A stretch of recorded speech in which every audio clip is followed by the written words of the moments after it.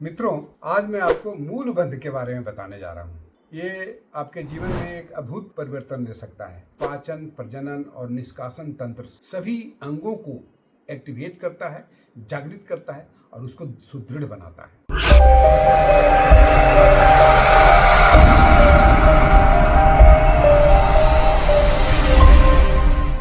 मित्रों, आज मैं आपको मूल बंध के बारे में बताने जा रहा हूँ। इस चर्चा को आखिरी तक देखिए। ये आपके जीवन में एक अद्भुत परिवर्तन दे सकता है। न कि एक शारीरिक, मानसिक और आध्यात्मिक तीनों प्रकार के लाभ इसमें आपको मिल सकते हैं, यदि आप इसको प्रॉपर ढंग से पूरी वीडियो को देख लें और तब उस विधि से करें जो विधि से मैं बताता हूँ। पहले तो हम जानते हैं मूलाधार केंद्र, जो कि मूल बंध का मुख्य केंद्र है, वो कहाँ पर है। मूलाधार चक्र या मूलाधार केंद्र ये हमारे स्पाइन के सबसे नीचे वाले भाग में, जो कि रीढ़ की हड्डी के सबसे नीचे वाला भाग, जिसे हम कॉक्सिक्स कह सकते हैं, कॉक्सिक्स के पास में स्थित है। यहाँ पर हमारे शरीर की अपार ऊर्जा की शक्ति है। इतनी ऊर्जा की शक्ति कि जैसे इसको कुंडलिनी शक्ति के रूप में योग में जाना जाता है। कुंडलिनी कहाँ से आया है, यानी हमारी जो शेष नाग की कुंडलिनी होती है उसके माध्यम उससे इसको लिया गया है। शेष नाग में अपार पावर है, पूरी सृष्टि को अपने संभाल कर रखे हुए है। तो इस शेष नाग के पावर, उस शक्ति को, जैसे साधारण रूप से यदि एक अजगर को हम देखते हैं तो अजगर की शक्ति भी बहुत जबरदस्त होती है और उस अजगर को कुंडलिनी शक्ति में इतनी शक्ति होती है कि वो हाथी को भी, एलिफेंट को भी लपेट ले तो मार सकता है। तो समझिए कितनी शक्ति है। साधारणतः हमारा जीवन उसी केंद्र पर जीवित रहते हैं, हम उसी केंद्र पर अपना प्राण को रखते हैं। हम अपने जीवन, पूरे जीवन उसी में बिता देते हैं। वहाँ पर क्या क्या हमें नॉर्मली क्या चीज़ में रहते हैं, तो भोग में, भोग, संभोग और निद्रा, ये तीन चीज में अपने जीवन को व्यतीत करते हैं। 99% का जीवन इसी में व्यतीत हो जाता है। हम इस ऊर्जा को थोड़ा परसेंटेज भी, मान लें 10% भी जागृत कर दें तो हमारे जीवन में आमूल चूल परिवर्तन हो सकता है। न केवल शारीरिक लाभ मिलेगा, शरीर के अनेक लाभ मिलने वाले हैं, साथ साथ में इससे हमें मानसिक लाभ और आध्यात्मिक लाभ, आध्यात्मिक प्रगति में काफी लाभ पहुंचता है। तो जब हम शारीरिक लाभ की बात करते हैं तो जितने हमारे पाचन, प्रजनन और निष्कासन तंत्र सभी अंगों को एक्टिवेट करता है, जागृत करता है और उसको सुदृढ़ बनाता है। पाचन अंग में खास करके आपके जितने हमारा अमाशय हुआ, लीवर या हम छोटी आंत, बड़ी आंत, उसके बाद आप पैंक्रियाज हैं, और हमारे प्रजनन अंग में ओवरीज, महिलाओं में ओवरीज, जेंट्स में टेस्टिस, शुक्राशय शुक्राणुओं की संख्या को बढ़ाता है, इसलिए नपुंसकता में भी काफ़ी लाभ पहुंचाता है, शीघ्र पतन में भी काफ़ी लाभ पहुंचाता है, क्योंकि होल्डिंग पावर हमको इससे बढ़ जाता है। अब आगे देखेंगे कि कैसे इसे करते हैं, तो स्वाभाविक रूप से आप समझेंगे कि इसमें हमारा होल्डिंग पावर बढ़ना ही है। हमारे गर्भाशय से रिलेटेड जितने रोग हैं वो सारे, खास करके स्त्रियों में जो मुख्य समस्या, जो माहवारी की समस्या होती है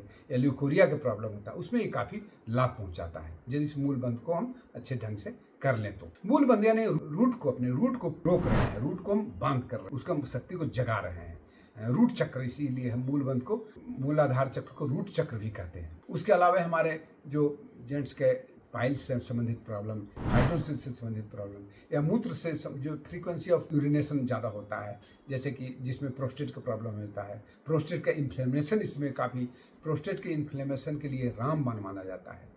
तो बहुत सारे ऐसे फायदे हैं जो कि हम जाने अनजाने में इससे पा लेंगे, जो कि मैं बता भी नहीं पाऊंगा। सारे फायदे आपको इससे मिल सकते हैं। तो अब इस गुदाद्वार से होने वाले सारे रोग, मूत्राशय वाले सारे रोग, आपको पैंक्रियाज, हार्मोनल बैलेंस में काफ़ी काम आता है। हमारे शरीर में जितने हार्मोन्स पैदा होते हैं, खास करके पिट्यूटरी ग्लैंड और पीनियल ग्लैंड को एक्टिवेट करता है। हमारी ऊर्जा शक्ति जब भी ऊपर की तरफ बढ़ती है, उद्गामी बनती है, तो हमारा जो ब्रह्मचर्य पालन करने की ताकत है वो बढ़ जाता है। हमारे यौन शक्ति को हम नियंत्रित कर पाते हैं, अपनी इच्छा अनुसार उसको नियंत्रित कर सकते हैं। तो ये सारे लाभ इससे मिलते हैं। अब हम जानेंगे कि इसको कैसे किया जाता है। करने का सही तरीका आप जानना बहुत जरूरी है, क्योंकि गलत तरीका से करने से न कोई लाभ होने वाला है, कोई फायदा बिल्कुल नहीं होने वाला है। यदि समय देते हैं तो इसको आप सही ढंग से जाने कि कैसे किया जाता है।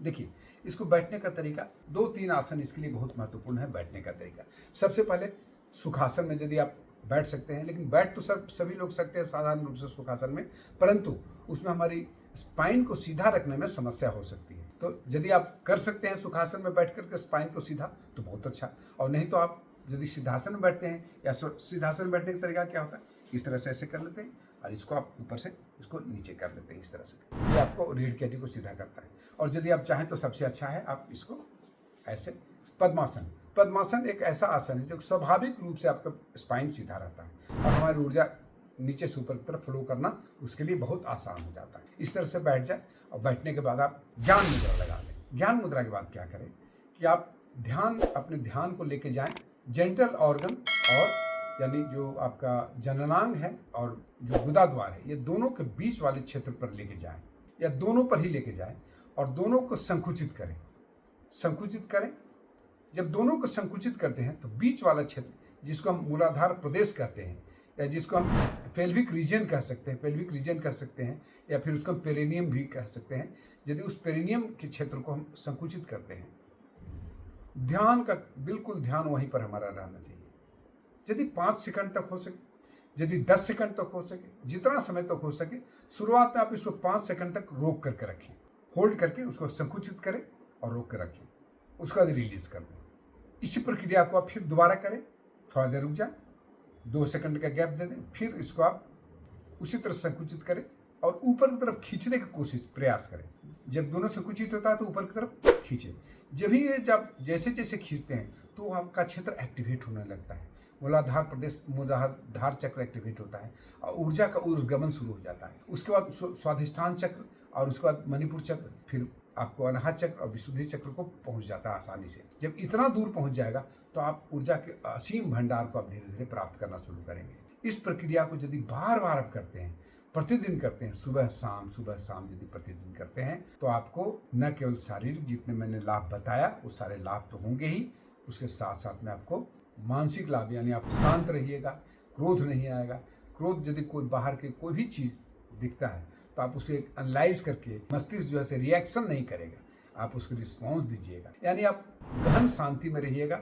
लेकिन कार्य की ओर प्रगतिशील बहुत ज्यादा होता है क्योंकि हमारा कर्म क्षेत्र से रिलेटेड जो चक्र है कर्म क्षेत्र से रिलेटेड, उस ऊर्जा को यदि हम जागृत करते हैं तो हमारी एक असीम संकल्प शक्ति जागृत हो जाती है। हम काम के प्रति हमारी पूरी दृष्टिकोण रहता है, हम अपने कार्य को बहुत अच्छे ढंग से कर पाते हैं, हम अपने जीवन में सफलता को भी प्राप्त करते हैं। और यदि आध्यात्म में रुचि है, यदि इस प्रक्रिया को बढ़ाते हैं तो आप आध्यात्मिक जागरण शुरू हो जाता है। आप स्वयं को जान लीजिएगा कि आपकी मूल प्रकृति क्या है, शरीर से बियॉन्ड आप क्या है। ये सारी चीज आपको आध्यात्मिक रूप से आप जागृत हो सकते हैं, उसके तरफ आप बढ़ सकते हैं। आप न केवल स्वयं को जान सकते हैं, अपनी आत्मा को जान सकते हैं, बल्कि परमात्मा का भी विलक्षण जो शक्ति चारों तरफ विद्यमान है उसको भी कनेक्ट कर सकते हैं। तो इतना ज़्यादा फायदा इस चक्र को जागरण से, इस मूलाधार चक्र को जागरण से और मूल बंध को करने से मात्र मूल बंध को करके जीवन में आप प्राप्त कर सकते हैं। तो दोस्तों, इस वीडियो को वॉच करने के लिए आपको बहुत बहुत धन्यवाद। यदि आपको अच्छा लगा होगा तो इसे लाइक करें और यदि आप चैनल नहीं सब्सक्राइब किए तो जरूर सब्सक्राइब करें, शेयर करें और कमेंट करें। बहुत बहुत धन्यवाद। जय हिंद।